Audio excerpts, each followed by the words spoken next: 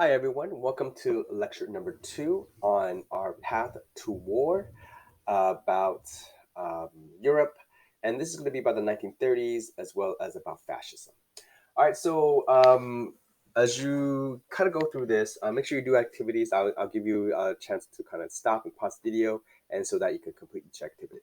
So we're going to be talking about what comes next, and that's going to be the 1930s. So one of the oldest, I guess, indexes out there is that's the S&P 500, which is actually having to do with stocks. But as you kind of look at this, you see something really important happening, and we'll talk more about that. But think about the 1930s. What big event affects the world, and then just what actually is characteristic of the 1930s? So think about all these options. Go ahead and choose one. Okay, you could actually pause, but you're probably not going to have to because it's pretty quick. And just think about what we are talking about. And time. So we are talking about the Great Depression. Okay, so this actually starts in the 1930s, actually 1929. But the Great Depression was a long business and economic slump of the 1930s, and the whole 1930s was this time period of depression. And so during this time, banks were failing. People lost their savings. There was high unemployment, and the economy was just in the rut. And it was so bad that people literally just kind of, whoop, okay, they kind of ended it. And also, banks were rushed by mobs of people who wanted their money. And because of that, everybody pulled their money out of banks. They caused instant collapse of these banks. And so it was a very devastating time. Okay, and let's talk about why it happened. So the U.S. stock market is actually one of the reasons why this kind of happened, and there are also so many other factors also hit people really hard. But the stock market crashes in 1929. It was called Black Tuesday, where everyone was buying on credit. Okay, so this is the kind of the downfall of credit. So many people were buying stocks, and they were like, "Oh, stocks! Oh, it's going up! I gotta buy! I gotta buy!" And so investors began selling stocks which lower prices, and then all of a sudden, people that were buying with credit saw they were losing money, and so they really quickly just kind of sold everything. Okay, like when you start losing money, you're gonna sell things, right? You're like, oh, I this is I'm losing money right now, and so people kept selling, and eventually they realized that they weren't going to recover from this. So people crashed the stock market by not understanding how this this selling and buying kind of worked, and also they were borrowing money in order to buy stocks, which meant that they were already in debt and they couldn't even lose this money. Once they lost this money, well, of course, they were in debt, and the banks didn't get this money back, and so it just caused everything to kind of lose value. Okay, and so banks could not collect on the credit and closed. And once banks close, that means, well, nobody gets money. Nobody has any money, and everybody loses. So this happened in the US. But how does this affect the rest of the world? Okay. So let's think about this. How does this affect the rest of the world? Just because the US went through a really hard time in which nobody really had money, how could this actually even affect everybody else? So let's think about this, and you could even use examples from today. So, how does America going bankrupt affect the rest of the world? And think of which countries this affected in the 1930s. Actually, even think about what countries it affects now. So, for example, there is actually a really close association of Japan and in the U.S. Think about it. Like, really? But we don't. But think about all the anime you guys consume, or all the things that come from Japan. Okay, cars. Okay, do you drive a Honda, Hyundai, a Camry, Toyota? Those are all Japanese cars. It's not a coincidence. Okay, so think about that. Just imagine if America just stopped buying all those things. Just imagine if there wasn't any anime for you to watch anymore, or any of these products that come from Japan, and you'll be surprised which things are actually from Japan, like Sony, Samsung. Well, not Japan, but just think about all the things that we actually own, right? And so these are very, very, very closely associated with America. And just think about why Ford Motor Company isn't doing better, because like we don't make things in the U.S. anymore. So there is actually a lot of like global economics here at work. Okay, think about the countries that are really kind of dependent on consumption, like people buying from them, and we are major buyers. America, we love stuff, right? We just keep buying stuff. So how would that affect anything? And how would that affect the 1930s? Okay, go ahead and stop the video now and go ahead and write your comments.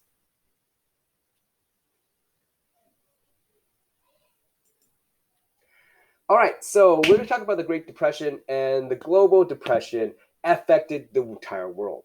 American economic problems really had such a long-lasting effect. Okay, everybody in the world stops like trading stuff. Now, tariffs raised, so that means that things that are actually sold are heavily taxed. Okay, so nations raised tariffs, wanted sales by local businesses. So they wanted like people in their country to kind of make money. So anything that came from a foreign country was heavily taxed, and that was bad. That was actually bad for a lot of people. And so America's depression affects first Great Britain, okay, because the English love our stuff, or we buy a lot of British stuff, or vice versa, and of course Germany. And this is huge. So why does it affect Germany? Okay, what do you think? Why does it affect Germany? And this is actually a big deal. Okay, so look at this. Okay, so when we look at the workforce, okay, the depression happens in 1929, and right at that bottom, you can see that okay, it's not so bad, and then all of a sudden unemployment started rising and rising and rising. So in 2 years, it just starts going into like the millions, 30 millions. Before it was at like maybe like 5 or 10, and Germany, UK are all completely like following this chart where Germany even more so. Okay, because here's the U.S. and the U.S. does actually fairly recovered in 1934. Unemployment starts going down, and then it's not until the late the 1930s before there's actually a real recovery. But the Germans never recover.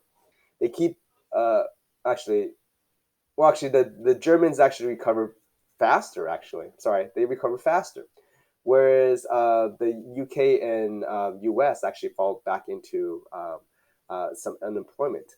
And so we see that like the Germans, something happens in the 1930s, and guess what happens in the 1930s? Okay, it's funny. He's like, wait, what happens in the 1930s for the Germans? Hitler, actually. You're like, what? So we'll get into that because Hitler becomes chancellor in 1932. Okay, at the peak of like German unemployment, and then you can see that German unemployment starts falling down. But so does the UK and like the US, but they start going up close to the end of 1937. So there is actually still some issues here, whereas the Germans don't actually experience that. So it's no wonder they kind of followed like Adolf. So think about this, and let's actually talk about what the president of the United States during that time said. Okay, so Herbert Hoover, okay, actually says this quote, and Herbert Hoover um, says that economic depression cannot be cured by lawmakers or the executive pronouncements such as the president. Economic wounds must be healed by the actions of the cells of the economic body, the producers, which is the business owners, and consumers, which are the shoppers themselves. So, what do you think about what Hoover is saying here? Okay, do you agree with him, or do you think, wait a minute? So, think about like what the president is saying, because unemployment is really high. It's in the like 30s to like 35 millions in the U.S. at this time for Hoover, and he's saying that we can't solve this problem through what the government does. We could only solve it through what business owners and consumers do, right? So, do you agree or disagree with that?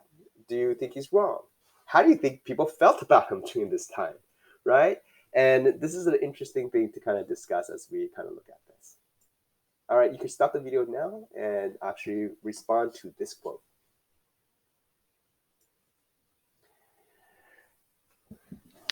And so in the 30s, we also come into this formal idea of fascism.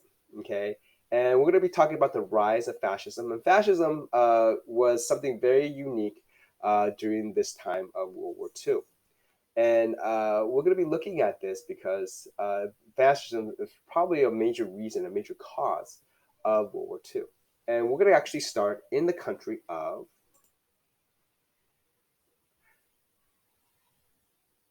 Actually, let's hold on to that. Let's go ahead and do this types of leadership first.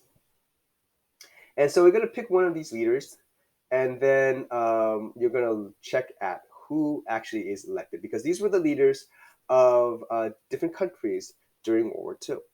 So think about who you would pick. And I'm going to speed through this really quick. Okay. Oopsie, don't look at that. And are you surprised at who you voted for? Okay. So take a time to kind of go through those three leaders and pick one and where you're surprised. It's kind of funny, right? All right. So we're going to be looking at the vote. Okay. And why does this vote matter? See, all the governments and leaders make mistakes. And so we're going to be looking at how people criticize, characterize leaders based on not what they do, but what kind of people they are. And it's ironic because what we see happening is that these leaders, it's all an image. It's all like this idea of like what people can view from you based on afar. And so this is actually one of these ideas of fascism. Okay, so fascism is has like some very specific characteristics, and it's very militant. Okay, they really kind of support their country, so they're very nationalistic, and it's only one ruler, and so that one person is the idol. That one person is the model for everybody to kind of follow, and it's very strict, and they're actually a very conservative, not really a political agenda, and it's a little bit of the opposite of communism, which is a radical political change. So when we compare fascism, we're going to compare it to communism. Okay, and so we're going to start in Italy. Okay, so you can see this is Italy, and that actually is Benito Mussolini. And Benito Mussolini was one of the earliest fascist leaders. Well, not earliest, but he was one of the most popular fascist leaders that actually came before in the 1920s. Okay, and so Italy, okay, you wouldn't think is important to this, but it's actually they're very important based on their influence. And so, disappointed by the Treaty of Versailles, did not receive as much land as they wanted to, and inflation and unemployment was high everywhere in Europe. And so the Italians were really, really upset, and they wanted a strong leader to make change. And so El Duce, the leader, Benito Mussolini, he actually starts an insurrection, very much like how the Capitol riots were. He did the very same thing, but instead of like being arrested or backing down, he was successful.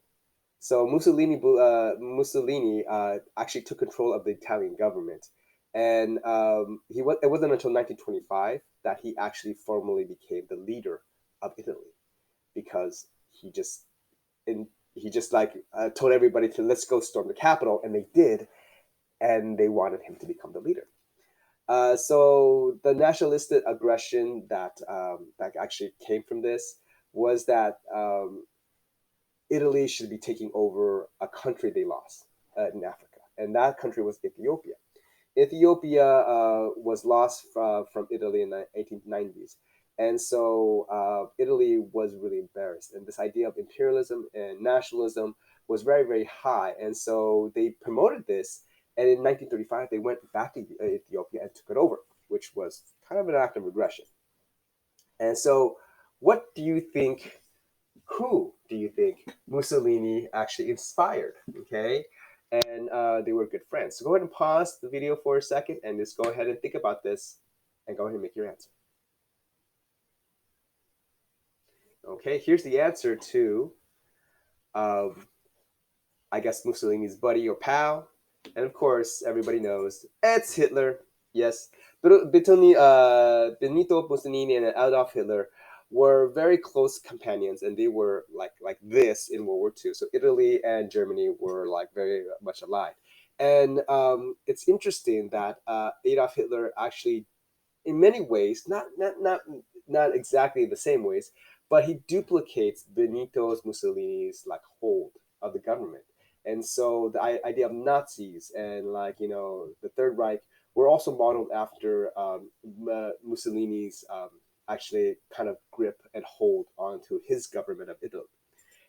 And so this is actually where this idea of fascism comes in. And fascism is a type of government that's characterized like by nationalism, like ultra nationalism. Everybody has to support the state and the government. Okay, you're very proud of your country. There's a dictator, and they're very aggressive.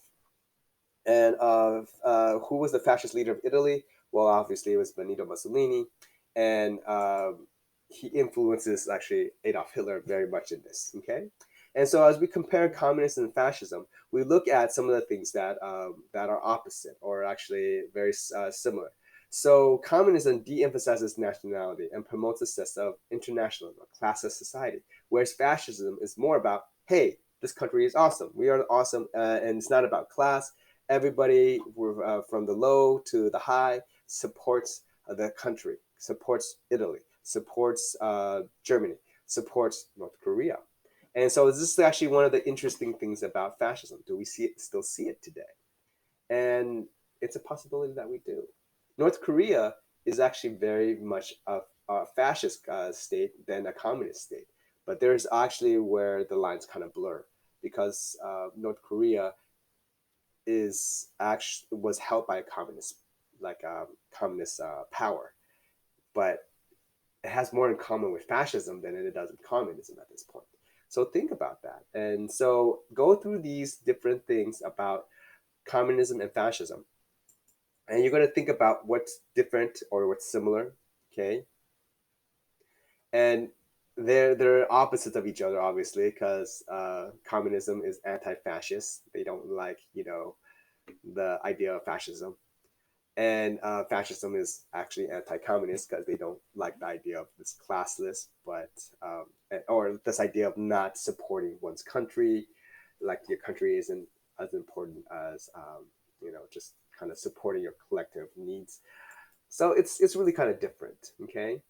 And so your question is, write differences between communism and fascism, include at least three differences.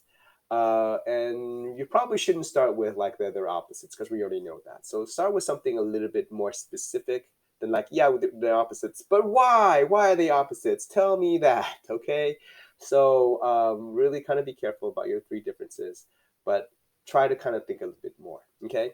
At this point, you can stop the video. Actually, we're done with the video, but you could go back and look at the different things that are compared between communism and fascism. And I'm sure you'll be able to find very specific differences. And this will help you kind of think about why we're talking about it and why that's going to lead to World War II. All right, thank you for your time, folks. Thank you, and we will see you in the next video.